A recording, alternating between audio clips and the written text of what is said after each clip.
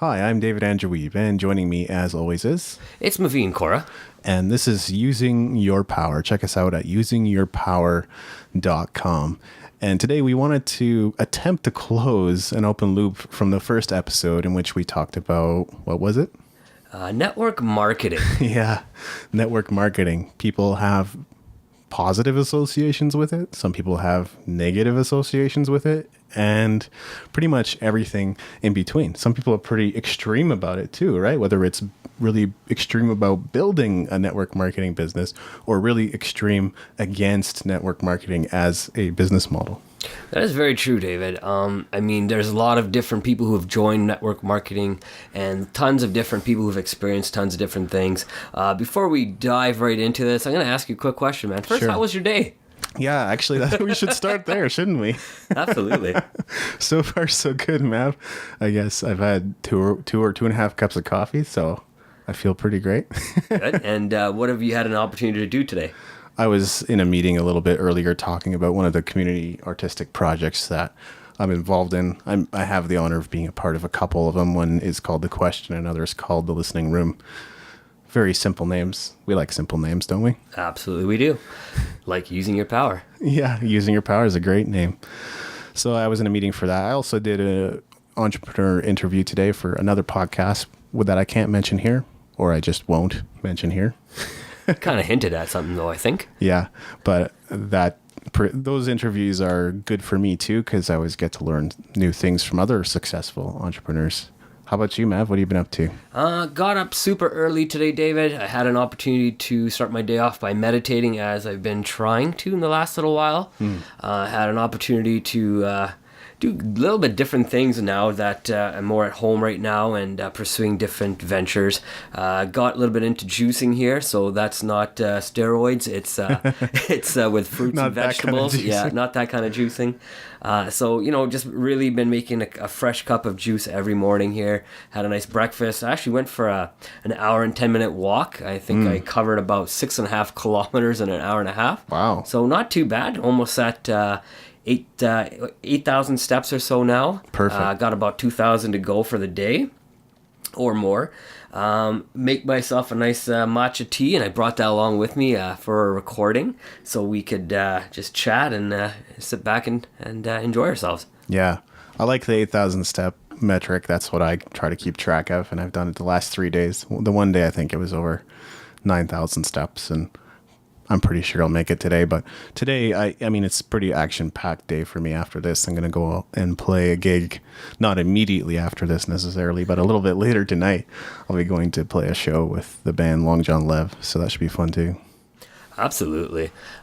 Just kind of what you said right now. You're going to be out playing a gig, and even when you're at that gig, you'll be able to get your steps in and, Yes. even network true. yourself, and a nice little segue into network marketing. So why don't you kind of start that off, David? Network marketing. So as we've already established, it's actually can be a pretty polarizing topic for people. Let's start off with, is it a good business model? Is it a bad business model? Is it inhumane, or is it a more humane way of doing business? Let's have maybe a bit of a debate over that. Absolutely. We could both take both sides of the argument. We absolutely I could. think we probably will. I know from some of the books I've read, people like Robert Kiyosaki have said that network marketing is a great place to begin if you're looking to get into entrepreneurship and into business. I think Trump said the same thing, right? I think they wrote a book together too. Yeah, so there you go. Multiple books, I think. So yeah, absolutely. So with that, that's one key speaker that has mentioned that. Network marketing, I believe, has been probably around since the 50s.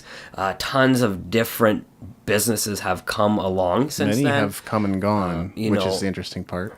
Absolutely, and it's the ones that have gone are the interesting ones, because those are ones I think that leave that negative feeling with a lot of people that network marketing doesn't work. Yes. But there are, as we know, a lot of network marketing companies out there that do work. Yep. Right? Again, if you work it, I guess it works.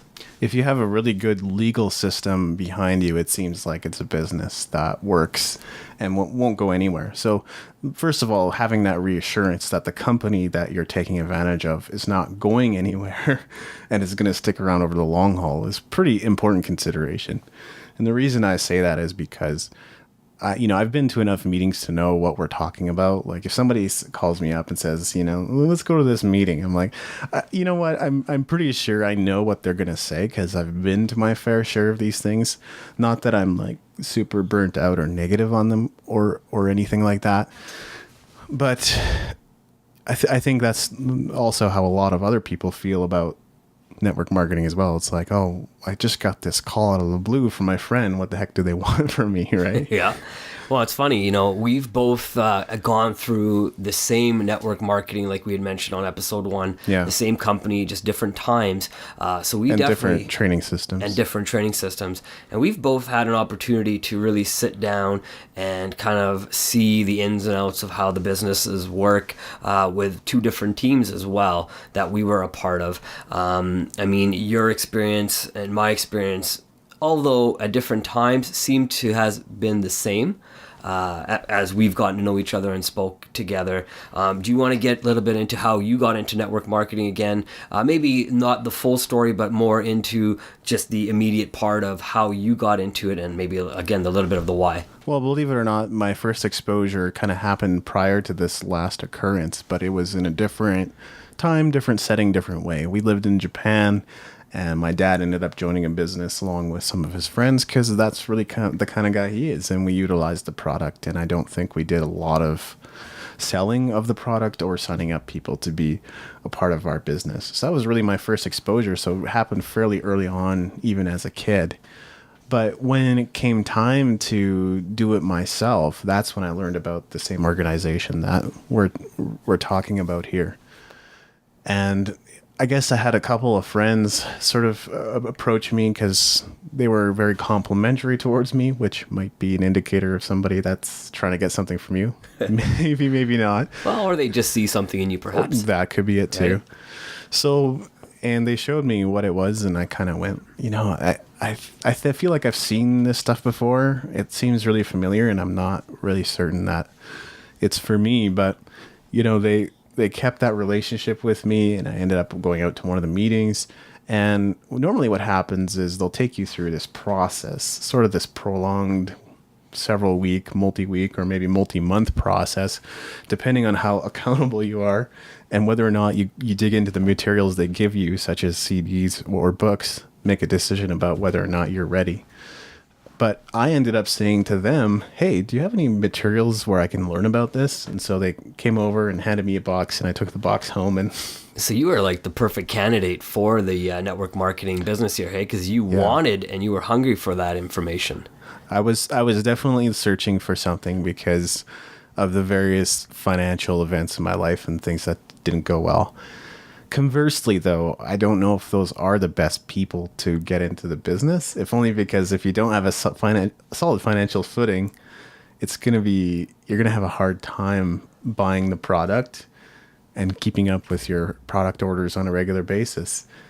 Well, especially if you're asked to, continually reach a certain level within that business, right? Because I know based on the team I was on, the leadership there would always want us to hit certain levels within the business month after month after month. And if you do that, you probably will be somewhat financially stable before long if you keep hitting those milestones. Well, absolutely. But you also look at, how much money can you spend each month after month after month? When you're only used to spending about $300-$400 on groceries and now you're spending $800 on groceries, that gets a little tough, right?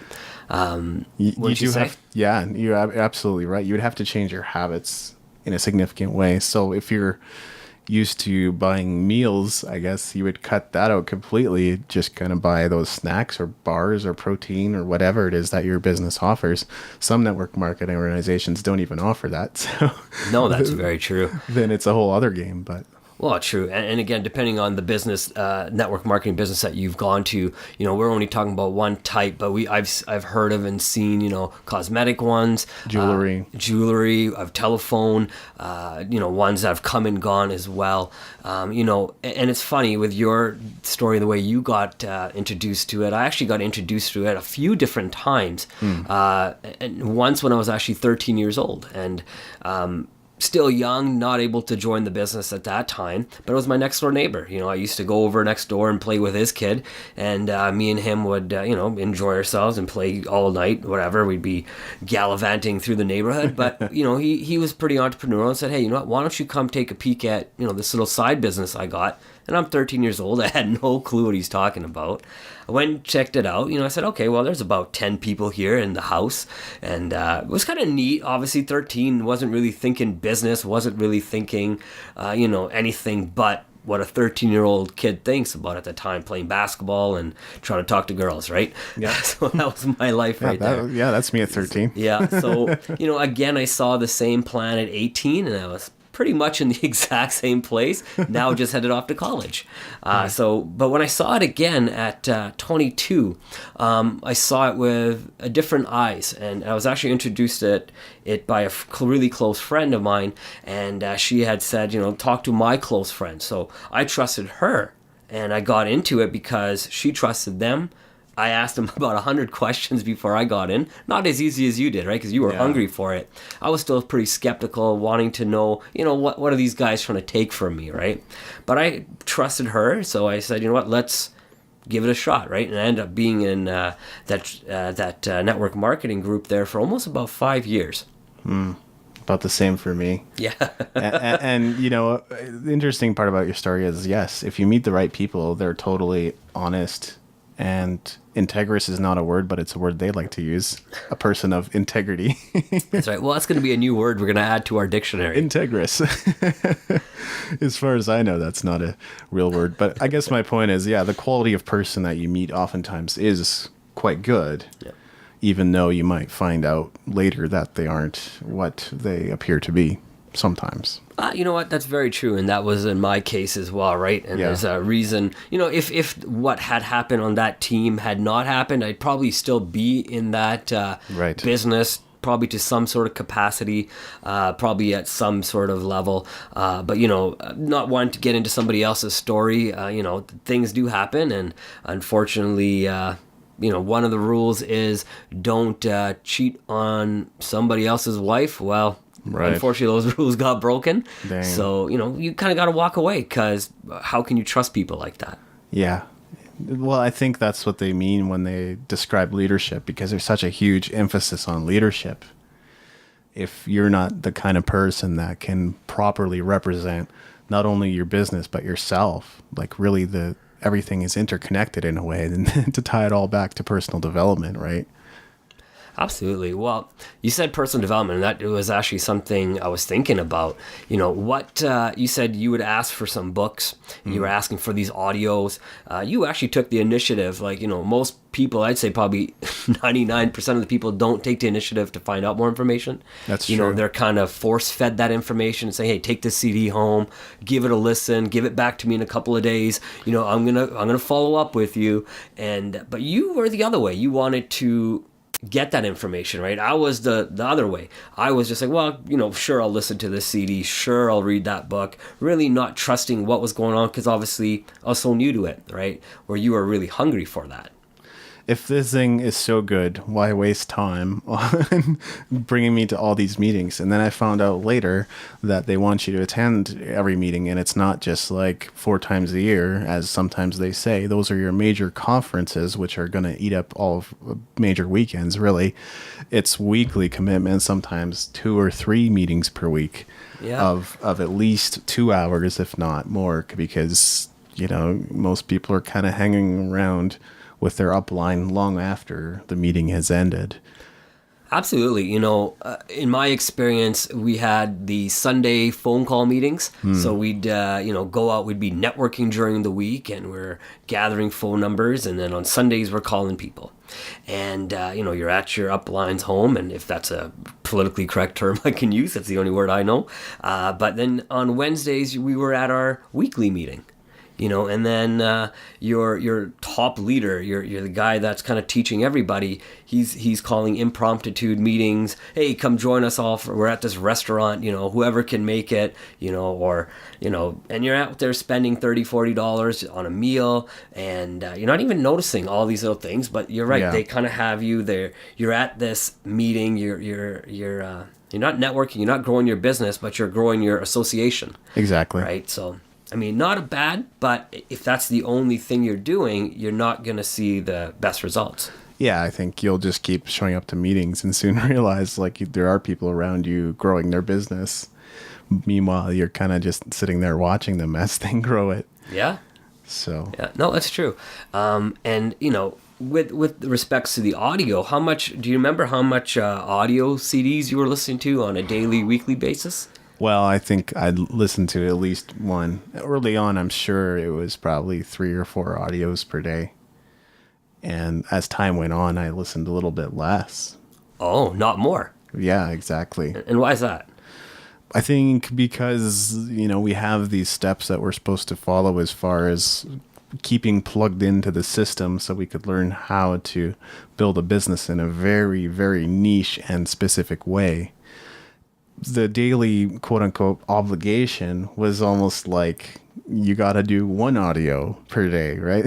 Right. Sometimes I would be like, put in a 15-minute audio and call it done at points, right? So you're looking for the shortest ones with the quickest stories on there. Yeah, and that's not what it was early on. Like, I was obviously super enthusiastic about this business and what it could potentially offer me. And it wasn't long before I found out that, the way I was thinking about building the business is not really encouraged, which is online, through personal connections, through blogging, through email lists, through social media. A lot of that was not looked upon well, and probably you would run into some legal issues with the company as well if you started doing those kinds of things. So right, because I know, obviously, like you said, they have a certain system they want you to follow. They have these steps laid out, and if you follow all those steps, you'll see success. Yeah. But in an ever-changing market, as we know, computers, email, blogs, YouTube, so many different medias out there now. People are able to get information as quick as they want, right? And, if someone's out there looking for whatever you have, why would you not utilize that, those medias to talk about those businesses, right? Those networking marketing businesses. So I fully understand what you're saying. I think it's just, there's, like anything else, there are people that tarnish the reputation of the business. There's people that are absolutely great, and then there's people that really kind of take advantage of the system. Probably in like the 70s and 80s, what they would do, or when did we get faxes? I think it was in the 80s. I think so. Yeah, I don't know if I was around. So people would be in a network marketing company. Then they would find a different opportunity. So then they would fax all of their friends and say, hey, I'm joining this new thing. I think we should all move over here. And pretty soon, whoever signed up, that organization is completely wiped out and gone, and they don't have that income coming in anymore. And I think those kinds of things happened a lot. It's not that they don't still happen, but that's probably one of the reasons why we're encouraged to build it in a very particular way. And I feel like the company is also on the lookout for people who are growing too fast, and will probably put an end to whatever it is you're doing. I think you're right. The term pyramid comes to mind when you're speaking to me, and I think you're right. The term pyramid really got associated to network marketing in the 60s, 70s, 80s as these companies were growing. And it's interesting, some of the companies out there, especially the ones we joined, it's $1 billion company. Yes. And it still has that same negative connotation to it. Yep. Which is very interesting to me, that people would think $1 billion company, is a pyramid. Now, it's interesting. There's two sides to it. And the company side of it, which is the product side of it, absolutely is not a pyramid. But the tricky part is when you get into the education side of the business, the system side of the business. That's, I found, was the part that more people would get negative to, not the product side, because there's two completely separate sides. And we can also look at it in another way, which was often how it was described in the network marketing context, which is that there is no business that's not a pyramid. That's true. Yeah, the government. The government, any company you look at it, the CEO makes the most money and nobody else in the company can make as much money as the CEO. Then you have the vice presidents, then you have managers, or however your company is set up. Well, it's funny. As soon as the sales guys start making more than their managers, guess where they usually get to go? Either they get to move up the ladder or they get to move off the ladder. Exactly. So you sometimes if you ruffle too many feathers or move up the ladder too fast, you get fired. But absolutely can. Then again, that's not very different than what we just described. If you move up the ladder too fast in network marketing, you might have some eyeballs on you. Well, and good and bad eyeballs, right? I mean, there are people that are moving quick in network marketing, and they're moving up that ladder and up that point scale. And they get more bonuses. And absolutely. More trips and all that kind of stuff. And they get talked about and edified, but you find that, sometimes they're being talked about and edified, and they're really not doing much, and they're just being continually edified, even though they don't have a team or whatnot, because of past performance, not on current performance, right? And I think anytime you look at network marketing, it needs to be part of current performance, not past performance, right? I mean, just like if you're working in a job, and I'll put that, they're always looking at what you did this month, not what you did 2 years ago for the company, right? Yeah. So there's parts that are not treated the same, I found, when I was there. Well, I guess that's part of the system in a way, though. Like, you're supposed to be able to get to this point where you have complete freedom in your life, right?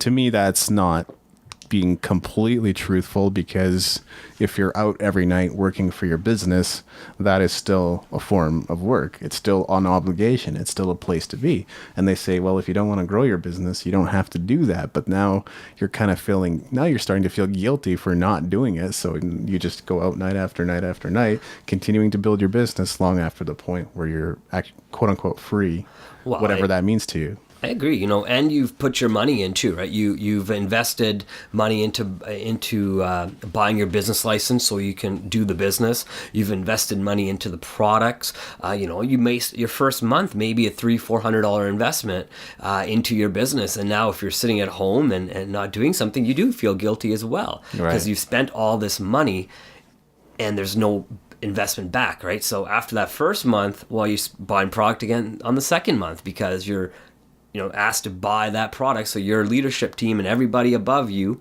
in that so-called not pyramid that they tell us it's not, it needs to get paid as well, right? So as those points are acquired, they're getting paid, but you're maybe not in the best situation, right?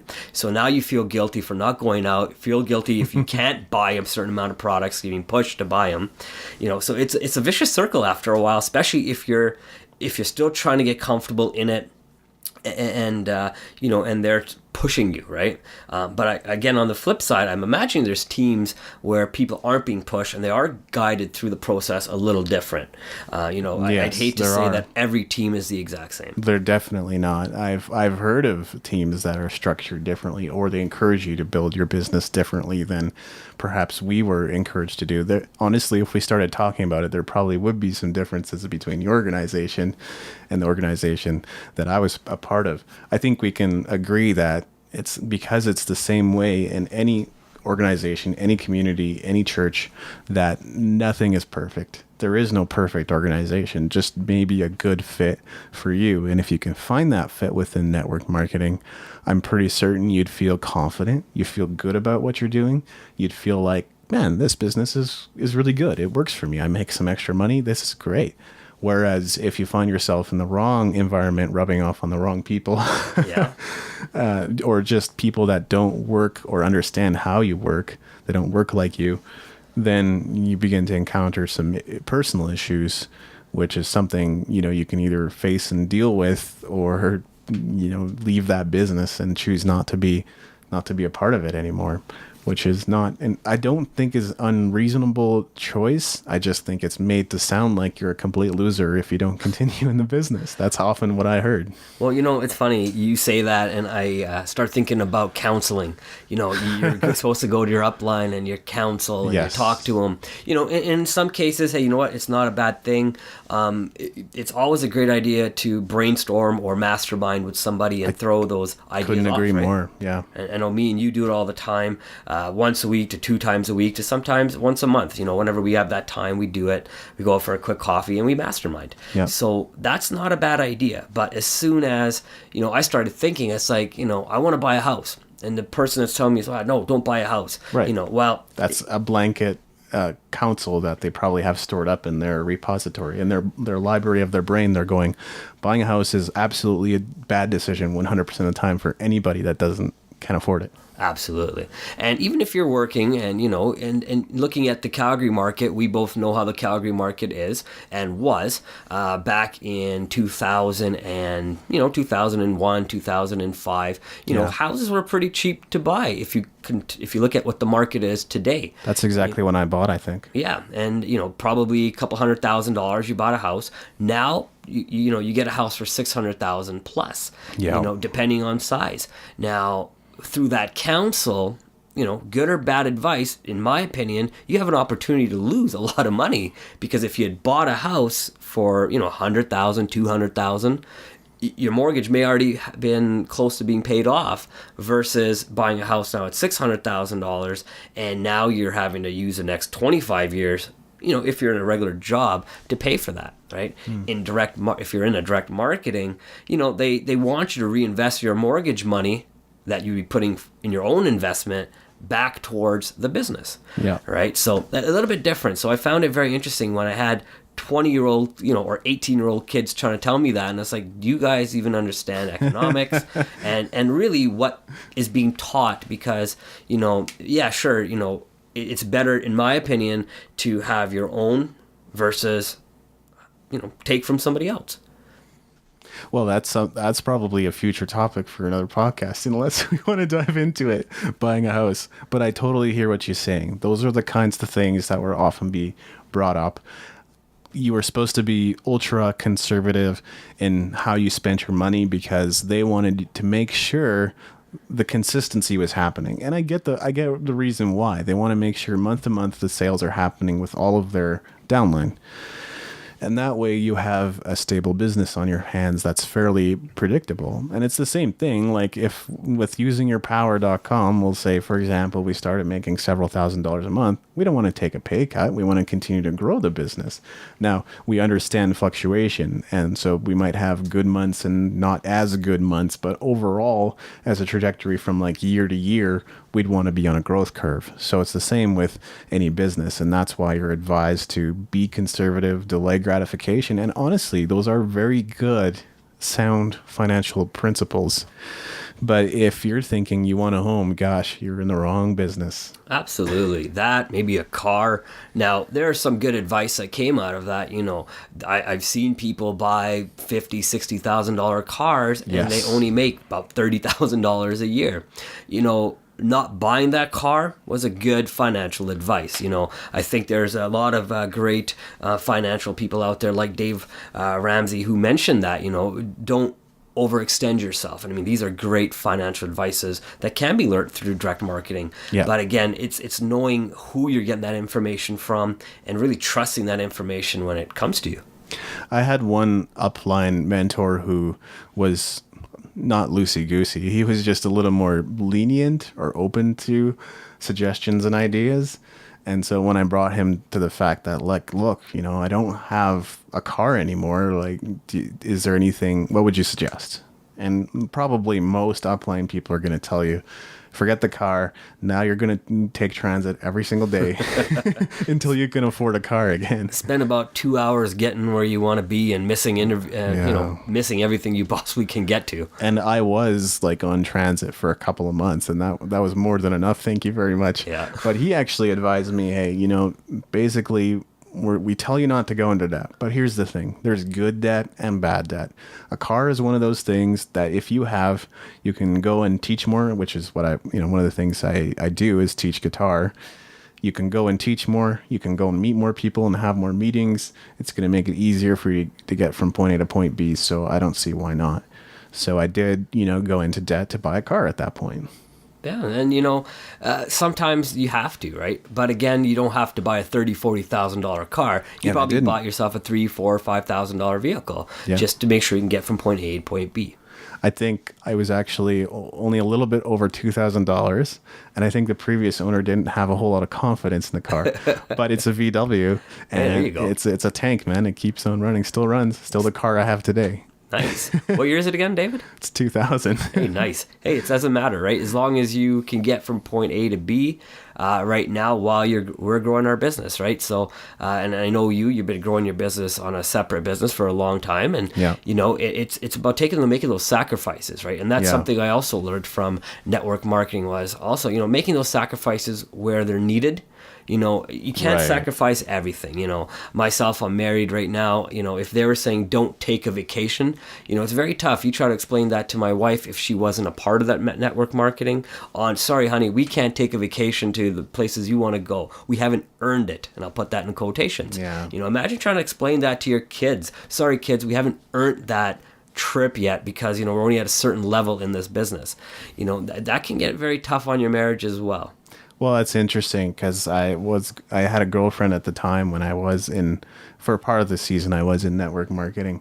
And that was one of the things she brought up is like, if you were dating anybody else, I doubt they'd be as understanding as I am because, they would be whining about you missing their birthday or not coming out to family events. And I was like, at the time, you're like so deep into the business. You're like, no, I'm just going to build this thing. And then we'll worry about birthday parties later. Absolutely. Now, just to kind of switch topics for a second, do you have any memories of some of your direct marketing days here, David? Well, yeah, it's still somewhat fresh in my mind. Fair enough. What specifically should I address here? Anything you want, man. What stands out? Good, maybe a couple of nice memories. Okay. Nothing that's negative. Something that's positive about some of the people, perhaps. Maybe experiences that if you hadn't joined, maybe you would have never had. Oh, one of the things that I would never have gotten had I not been a part of network marketing was how to manage my personal finances. Up until that point, I'd made tons of mistakes, and I made another major mistake while still in the business. But that's what finally caused me to get control of my finances. I did meet lots of great people. I feel like I'm more than anything was just really excited. Oddly enough, not too many people are excited about product when they first see it. I was excited about the product, oddly enough. Nice. I thought, hey, this is some cool stuff, and if people see me using it, and I'm continuing using it on a daily basis, and we're interacting and we're doing things, maybe they'll want to buy, in case of their own. Why not? Absolutely.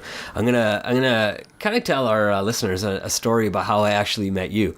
I think it's actually a perfect place for it. I was actually selling homes at the time, and you had come in to the show home I was working in, and I don't know if you remember that. I do. And you had told me you were, in business, and you were just kind of looking for a new place to live, and I kind of had seen you holding this can. And this particular energy drink can is only available through one line of business. Yeah. And I kind of knew where it came from because this is something I had also tried and sold and which is so interesting. and ordered. So I said, okay, you're part of some business. Okay. I know what you're thinking. I know what you're going to ask me next. So I kind of just waited and let you go through the home. And when you came back, I asked you, what you thought about the home and what your thoughts were, and asked you a little bit more about what you did. And the whole time I just waited for that pitch. It's like, okay, here comes that pitch, because he's taught to ask me that pitch. And he's going to ask me, you know. And Are you when keeping your options open? yeah, you're keeping your options open. And so I asked you, you know, what did you do? And you said, I was an entrepreneur. And I was like, that's something I used to tell people too. So it's slowly going towards the direction, you know. And then I said, oh, that's awesome. And I said, so, you know, what type of entrepreneur are you? You're like, well, I got an at-home business. And I said, oh, okay, that's right in the same line of what I would tell people as well. So I'm just waiting for that pitch. And funny thing is, at the end of everything, you never asked me if I was interested in having my own business. Instead, what we ended up doing was you told me you were actually an entrepreneur and you had your own home-based business where you did podcasts. Right. And at that time, I had really started listening to podcasts quite a bit, lots of different speakers, and I was really interested in getting to that point where I was like, you know, I'd love to have my own podcast. And it was interesting. You came right at the right time for me to meet that right person where we could do this joint venture today. But the whole time you never did ask me. And even to this day, you still never asked me. But you're right about that was another obviously, because we're now podcasting together, that was another significant thing that happened while I was still in that business. You know, I'd love to say that I've made tons more friends and met a lot more people. The problem is, yeah, I did meet some beautiful, wonderful people in the business, but once you're out of the business, what reason do you have to interact with them necessarily? Because now they're still building the business. You don't want to interrupt them building the business, and they have no reason to contact you because you're not building the business. So this whole friendship idea, I'm sorry to say, is superficial and not real, not really any more real than any other friendship is out there. Absolutely. Well, and I mean, there's different stories on both sides of the spectrum, and you're right. If they're still in the business and you're not, you're right. They have really no reason to contact you because there's no benefit for them. And unfortunately, you know, if you're trying to move up a pay scale, it's all based on benefits and product buying and just communication with each other, right? Especially if it's your upline and or downline as well, right? So if you've walked away. Now, just to kind of give you a flip side of that too, David, I still have a couple of friends from when I was in network marketing. Now, they were never in my direct line of sponsorship. They were actually part of my cross line, as they call it. But these guys are still some of my best friends. I was actually just out in the shoe swap in British Columbia there for my friend's 30th birthday. And, you know, they showed up and I drove out 6 hours just to kind of spend some time with them. And, you know, those are the long-lasting relationships. But funny thing is, they're also not in the business. Yeah. If they were in the business, I agree with you, man. We would not be friends. I think that's a big part of it, you know, and some of my upline mentors are no longer actively part of the business, which actually means they're still getting the income that they work so hard to build, but they're no longer building the business. So some people choose to do that too, where they're not always going to meetings. They just build it to a certain point and then say, hey, you know, we're not going to be involved in this as heavily anymore. And it may not even be a permanent arrangement. They might choose to join back in somewhere down the line. That's possible really for anybody who's been a part of it. Is, you know, if you leave on a bad note, obviously they're going to question you and go like, why are you coming to join us back in? But see, the problem with all this dialogue is I know it. I've heard it. I've heard all of it and I know it, and they can't put those tricks on me anymore. Yeah, nobody can to an extent. I mean, and maybe that's empowering too, but I need to feel excited about what I'm doing to proceed with it. I do get a lot of opportunities. I do get a lot of people contacting me for different things, not just network marketing. And if I don't feel excited about it, if I don't feel like it's genuine and true and real, I know that I'm probably just throwing money away. Absolutely.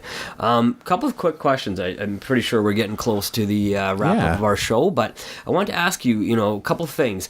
You know, what were maybe 2 or 3 positive things you took away? Maybe 2 not negative things, I guess. I don't want to really say negative, but if there was something negative that you took away, what was that? And perhaps I'll share mine as well after you. Sounds great.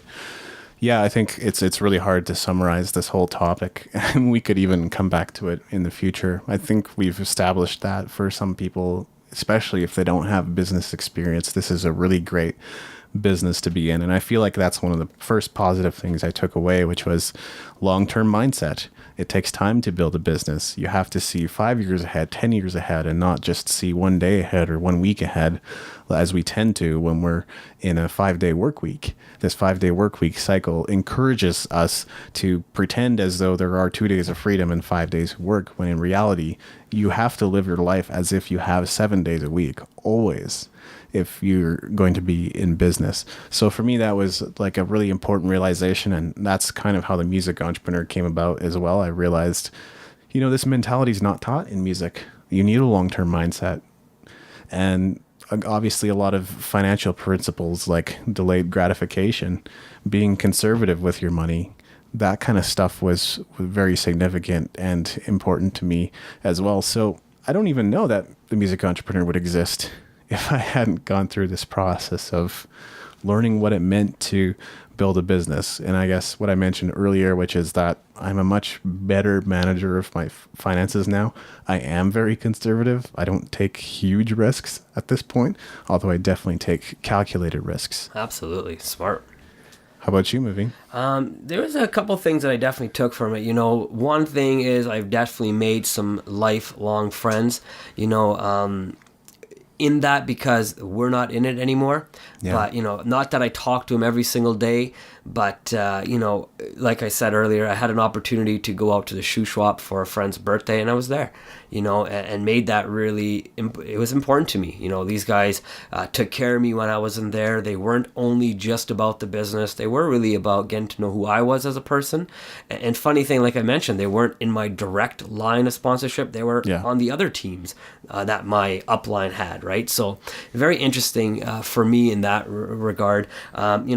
I never was really into studying and learning prior to that when I was about 22 or so, still in that same, I'm 22, it's kind of, I like to party and all that kind of stuff. But when I got into the network marketing, reading is something I really started picking up on, and I really started digesting the audio as well. Certain days I would probably digest maybe 1 to 3 to even 5 CDs a day, Wow. just to try to get that positive mindset and really understand what it took to build a business. In the end, I found that it really is pure heart and emotion. It's really nothing to do with those CDs. Definitely they're helpful. They really do give you pointers on how to deal with people. Mm-hmm. But if you're not really excited to do the business, then, you can listen to all the CDs you want. They're not going to do anything for you. The biggest thing that I got out of it was really wanting to podcast.